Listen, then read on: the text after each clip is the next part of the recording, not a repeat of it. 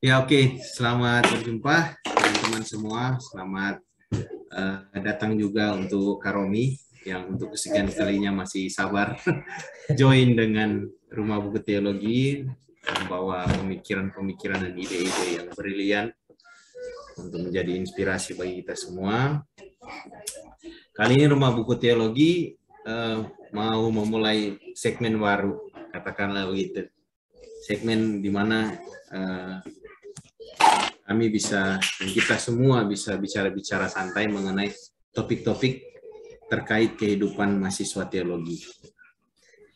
Nah, nanti ke depannya mungkin ada ide-ide yang lebih spesifik mengenai kehidupan mahasiswa teologi bisa kita bicarakan lagi. Tapi untuk sekarang mungkin kita bicara sesuatu yang general aja, yang mengalir aja untuk kehidupan mahasiswa teologi. Nah, untuk memulai diskusi ini mungkin kami bisa apa ya istilahnya flashback ke kehidupan mahasiswa teologi maupun mahasiswa teologi sebagai mahasiswa sarjana teologi ataupun magister teologi kan. Kira-kira apa hal-hal yang, karena ini channel ini sifatnya akademik ya, jadi kita fokusnya ke hal yang bersifat akademik. Apa yang paling berkesan bagi Karomi secara akademik dalam proses studi-studi yang pernah dilalui sebelumnya? Silakan Karomi. Ya, thank you diundang lagi di Rumah Buku Teologi nih, Yans. Ya, ini mau bedah buku atau bedah kehidupan. Jadi kayaknya channel ini bisa dua hal ya. Pertama-tama, saya tidak mewakili sekolah teologi atau mungkin ikatan alumni atau apalah ya. Maksudnya karena saya alumni sekolah A dan sekolah B, jadi tidak berbicara berdasarkan institusi tersebut ya. Mungkin itu yang sebagai pengantar. Dan pengalaman saya ini tentunya subjektif karena memang sharing-sharing ceritanya. Jadi tidak bisa menjadi pendapat secara general. Jadi mungkin itu dulu sebagai pengantar supaya bisa paham ya konteks pembicaraan kita. Saya S1-nya 5 tahun ya, lama ya, 5 tahun. Sebenarnya 4 tahun, cuma karena programnya seminarium. Nah, seminarium itu beda, kita di asrama full 4 tahun plus 1 tahun praktek. Ya, di antara jeda antara semester tingkat 1 ke tingkat 2, artinya semester 2 ke semester 3, atau tingkat 2 ke tingkat 3, tahun 1 ke tahun 2, 2 ke 3, dan seterusnya. Itu ada banyak praktek-praktek kejemaatan ya. Praktek yang turun di lapangan. Turun di lapangan karena memang dia seminarium, jadi memang ya sebagai bagian pengabdian masyarakat juga ya. Dia di lapangan, dia belajar, dan dia menerapkan teori-teori yang ada di kampus. Nah, kalau di program pasca sarjana kan, apalagi di Yogyakarta itu beda sekali culture-nya. Asrama itu jadi pilihan ya, walaupun dia belum menikah, dia tetap bisa memilih tidak tinggal di asrama. Jadi full untuk filosofi religinya ya, jadi mengkaji pikiran, mengembangkan ide, melakukan penelitian, dan segala macam ke ranah akademik. Jadi ini berbeda ya, cukup berbeda.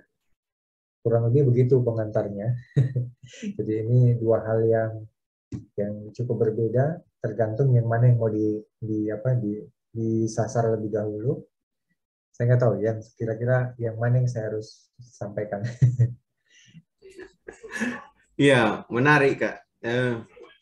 Saya juga sedikit banyak ada perbedaan antara program dulu waktu masih S1 dan setelah S2.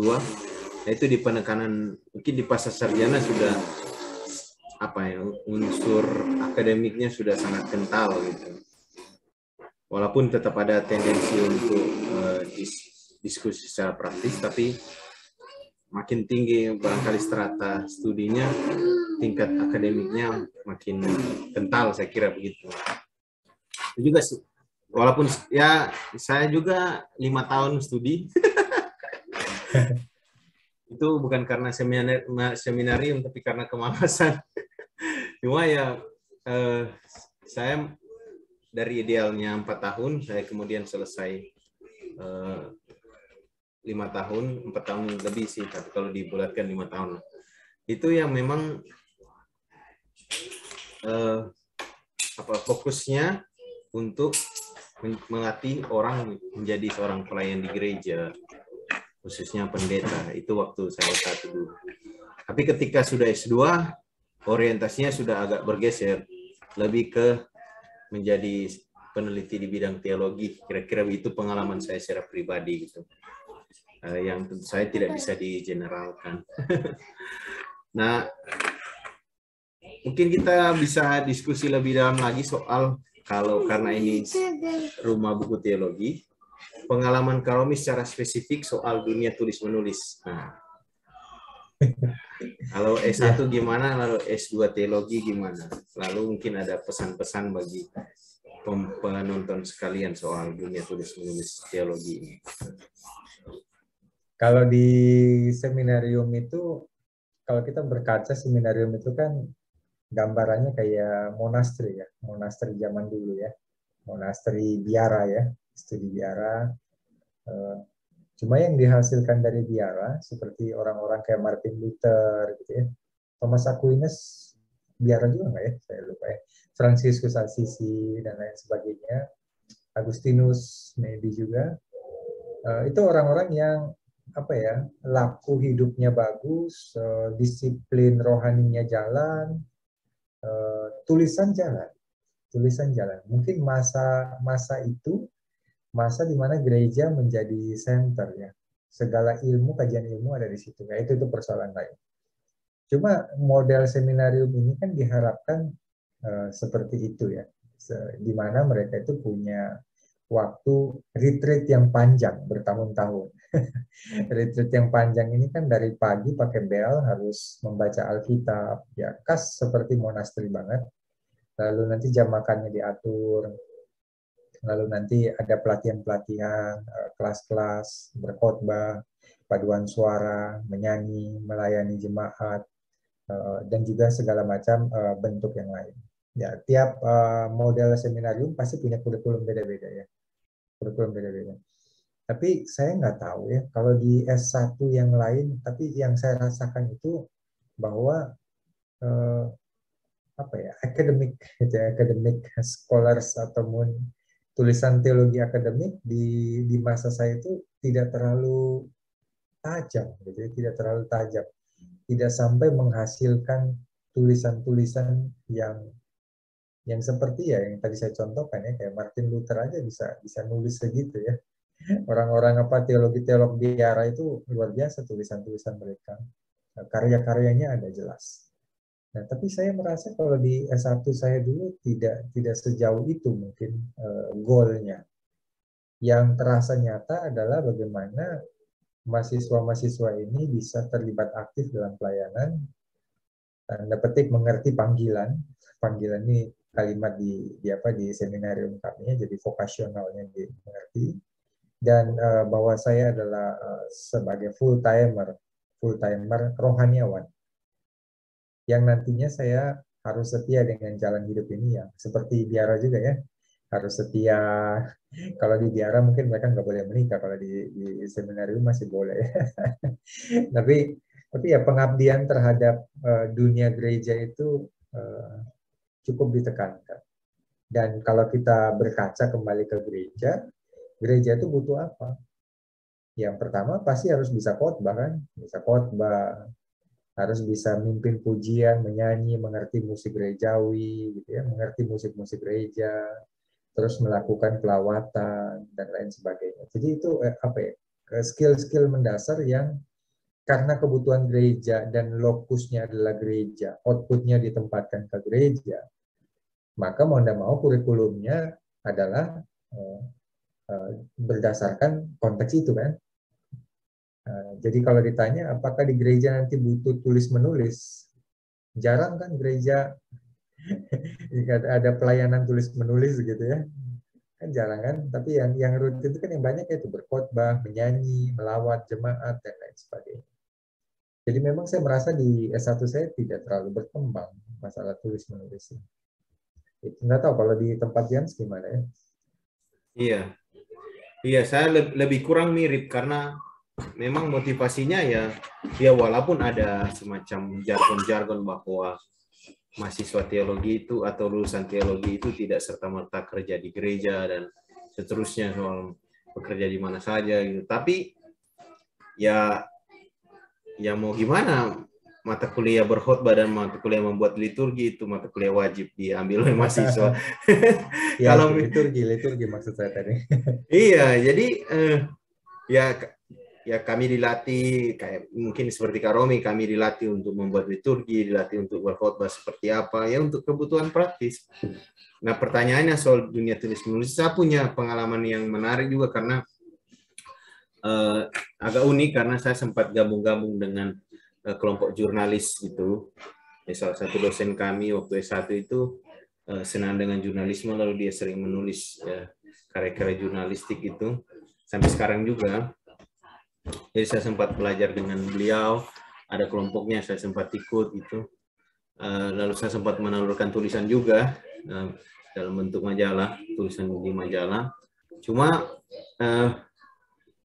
apa ya, secara formal gitu, ya kemampuan berbahasa secara oral saya kira yang ditekankan kalau pengalaman saya dulu. Jadi kemampuan mengkomunikasikan secara oral, karena memang itu yang paling dibutuhkan, benar kata Kak Romi tadi. Itu yang paling dibutuhkan oleh lapangan, oleh konteks gereja.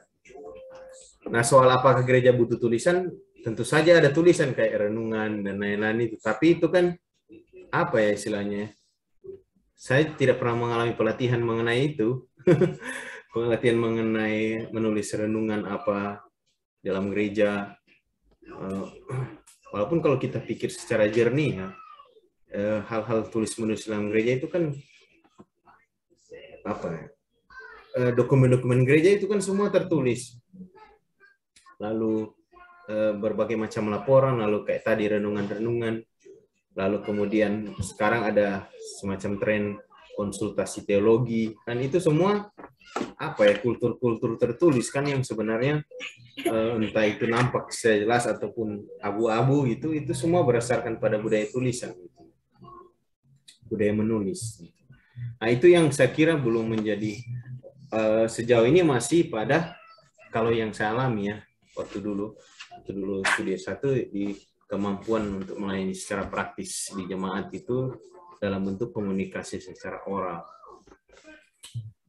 Nah, kalau secara waktu saya studi S2,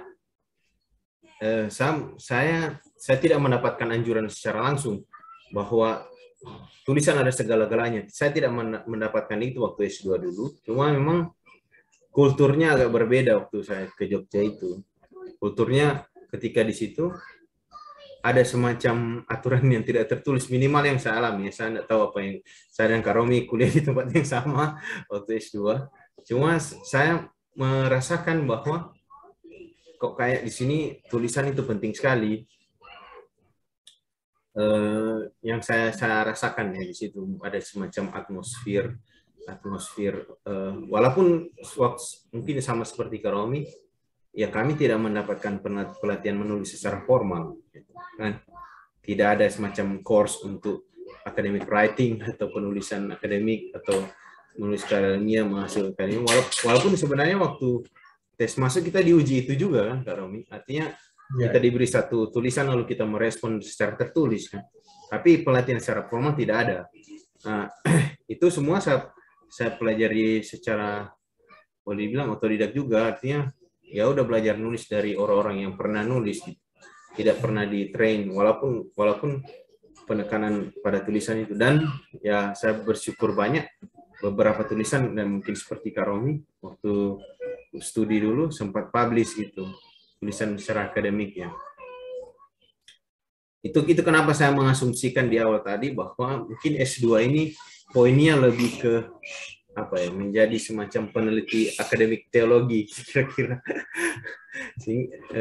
Kalau mau